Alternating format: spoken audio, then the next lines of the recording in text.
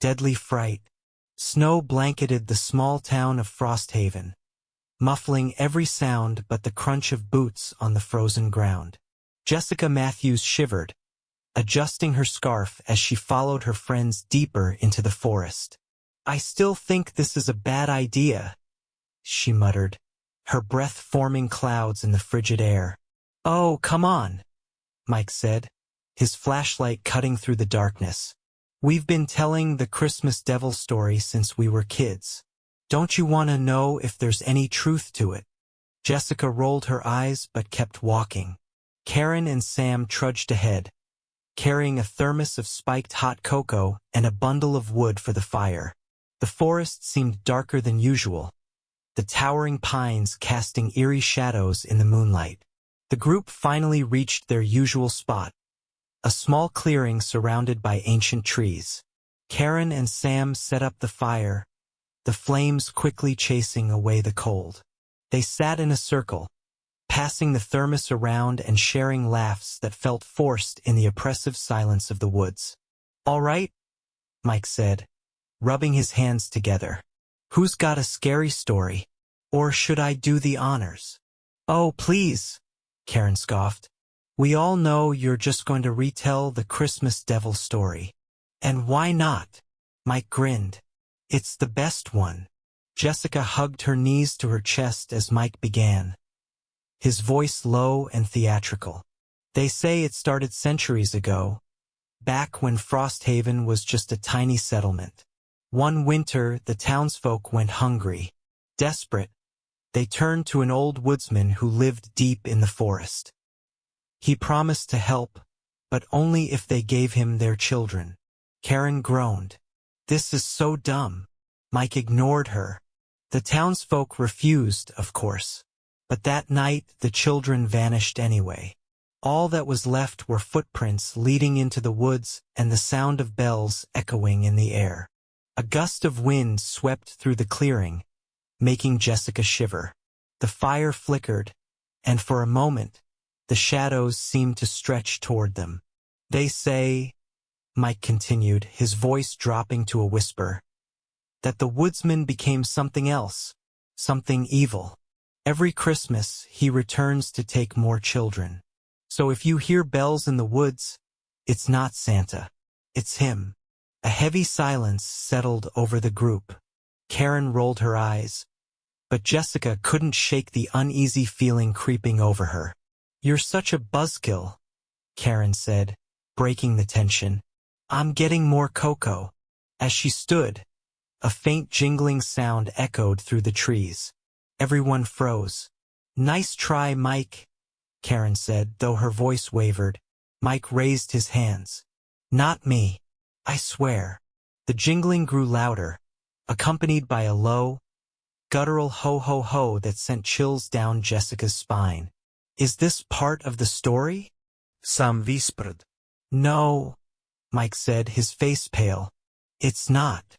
The fire flickered again, and the shadows around them seemed to move. From the darkness, a figure emerged.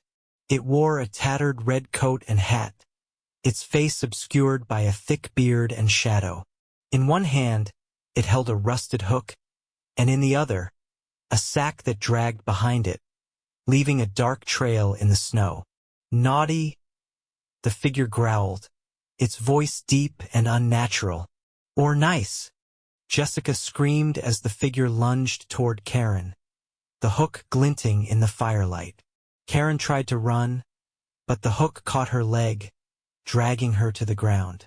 Blood sprayed across the snow as the figure pulled her into the sack. "Run!" Mike shouted. The group scattered, their panicked footsteps crunching through the snow. Jessica didn't dare look back, the sound of bells and Karen's screams echoing in her ears. Her chest burned as she ran, the cold air cutting her lungs. She didn't stop until she reached the edge of the forest, collapsing onto the ground. Mike and Sam emerged moments later, their faces pale and eyes wide with terror. "Karen," Sam whispered. She's gone." Before Jessica could respond, the jingling sound began again, louder this time. The figure stepped out of the woods, its glowing red eyes locking onto them. "Naughty," it growled, raising its hook. "We have to get to town," Jessica said, pulling Sam to his feet. "Now!" The three of them sprinted down the snowy road, the creature's heavy footsteps close behind. As they neared the town square, the bells grew louder, as if coming from all directions. Jessica's heart pounded as they burst into the brightly lit Christmas party at the town hall. The music stopped, and everyone turned to stare. Jessica stumbled forward, her face streaked with tears and her voice trembling. "He's real," she gasped. "The Christmas devil, he's real." Before anyone could respond, the doors of the hall slammed shut. The jingling sound filled the room, and the lights flickered. The townsfolk murmured in confusion, their cheerful chatter giving way to fear. A deep voice echoed through the hall. "Naughty or nice?" Jessica's blood ran cold as the figure appeared in the doorway, its hook glinting under the flickering lights.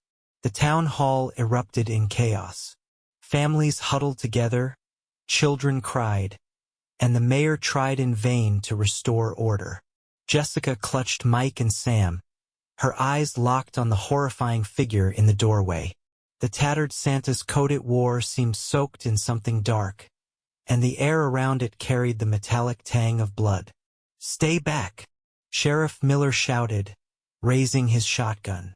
The Christmas devil turned its glowing eyes toward him, tilting its head in a grotesque imitation of curiosity. "Naughty," it rumbled, its voice echoing through the hall. Before anyone could react, the creature lunged. Sheriff Miller fired, the sound deafening, but the blast barely slowed the creature down. It swung its rusted hook, the force sending Miller sprawling across the floor. Screams filled the room as people fled in every direction. The doors, locked moments ago, suddenly burst open, allowing the crowd to scatter into the snowy streets. Jessica, Mike, and Sam clung to each other as they pushed through the panicked mob. "Where do we go?" Mike shouted, his voice barely audible over the chaos. "The church," Jessica said. "It's safe there. Safe." Sam snapped. "From that thing. Do you have a better idea?" Jessica shot back, already running toward the steeple visible above the rooftops.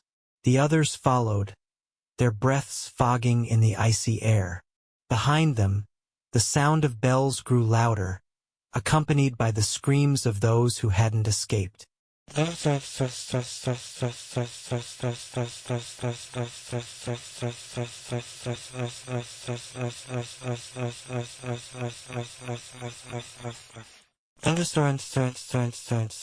In church night, the trio burst through the heavy wooden doors, slamming them shut and barring them with a rusted iron rod. The interior was dimly lit by flickering candles, their flames casting long shadows across the pews. "Father O'Connell?" Jessica called out, her voice trembling. "Are you here?" From the back of the church, an elderly priest appeared, his face etched with concern. "What's going on?" he asked, stepping closer. "Something is hunting us," Jessica said. "It's the Christmas devil." Father O'Connell's expression darkened. "So it's true. The old tales weren't just stories. You knew," Mike demanded. "You knew this thing was real?" The priest sighed, gesturing for them to sit. "When I was a boy, my grandmother told me about the Christmas devil. She said it was drawn to sin, to those who had wronged others. The jingling bells were a warning, a chance to repent. But if you didn't," he trailed off, crossing himself. "How do we stop it?" Jessica asked, desperation in her voice. Father O'Connell hesitated. "There may be a way. Legends speak of an old relic, a star blessed by Saint Nicholas himself. It's said to banish the devil back to whatever hell it came from." "Where is it?" Sam asked, leaning forward. In the catacombs beneath the church, the priest said. But be warned. The path is treacherous, and the relic's power comes at a cost. Before anyone could respond, the jingling sound echoed outside, closer now. The group froze as the doors rattled violently, the iron rod bowing under the force. It's here, Father O'Connell whispered. Follow me.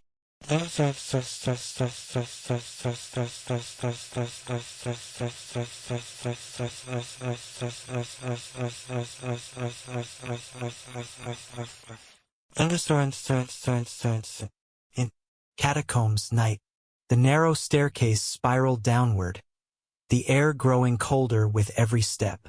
Jessica's flashlight illuminated walls lined with ancient carvings depicting battles between angels and demons.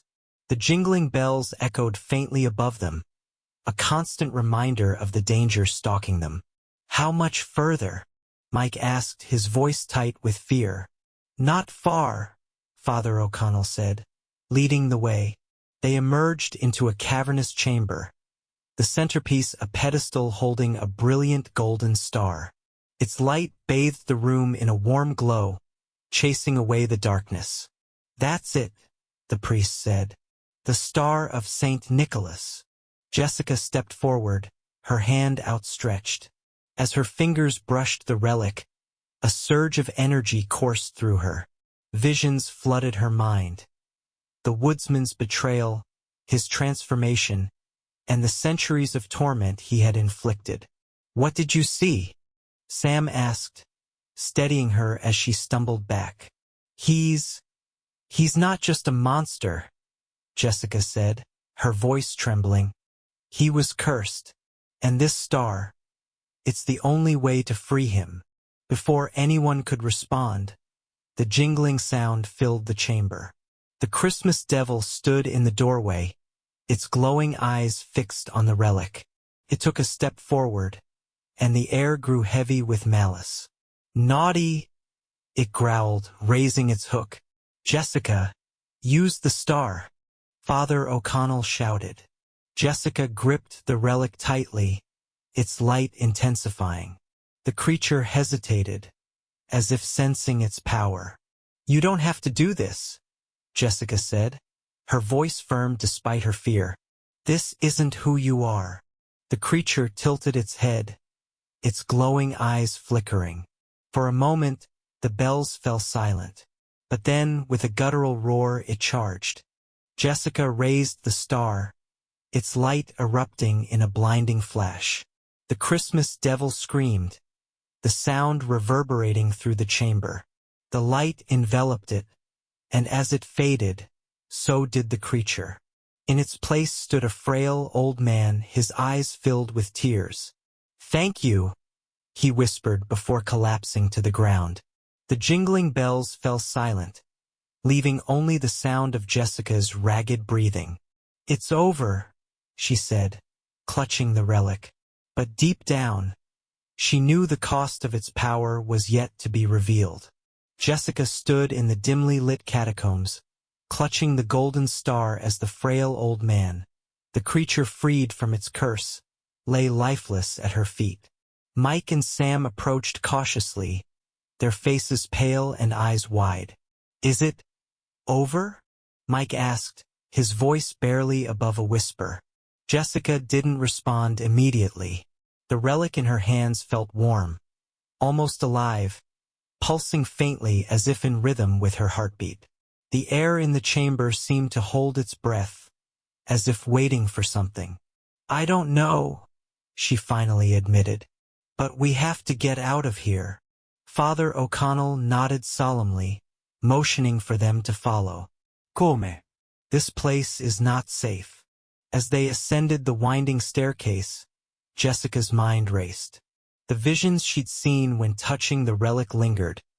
The betrayal, the curse, the centuries of torment. And something else, a faint whisper, a promise of things yet to come.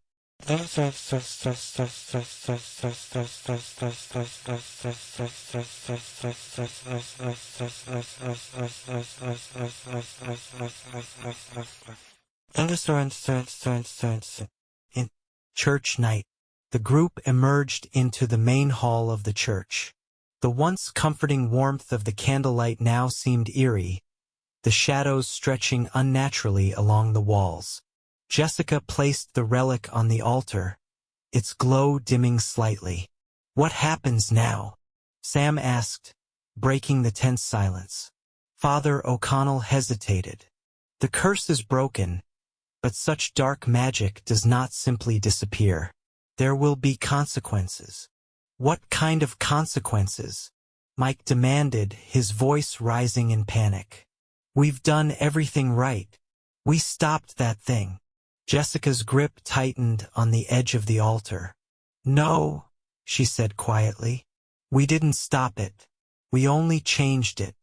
The others turned to her, confusion etched on their faces. Before she could explain, the church doors burst open. A cold wind swept through the hall, extinguishing the candles. The sound of jingling bells echoed faintly, sending a chill down Jessica's spine. "Impossible," Father O'Connell whispered.